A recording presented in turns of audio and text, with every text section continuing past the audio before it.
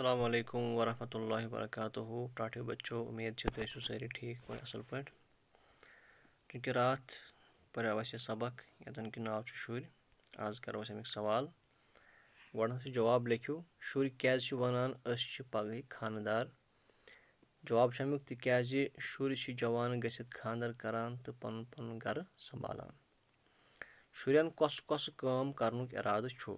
अत जवाब शुरन छु पजर वनुन, अपुज त्राउन, अदब हेचुन तो इलिम पारुन बे यकुत करनुक इरादु।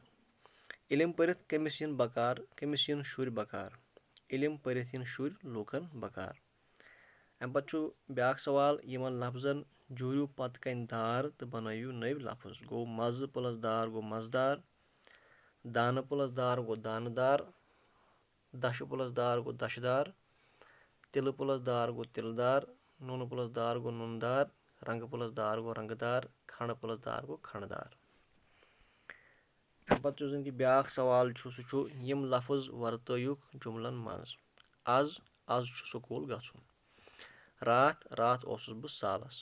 ओत्र ओस अजकि खोत ज्यादा गर्म।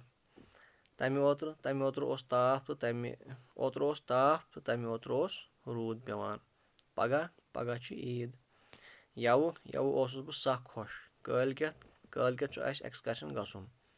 तमे कालकेत छु मे मातामल गछुन। यम अमिक सवाल। उम्मीद तुम समझ आमुत। तुम लिखियो पन्नी कापी पे। पगह समखो नौ सबक। तोतान दियो इजाजत। बिहु खुदायस हवाल।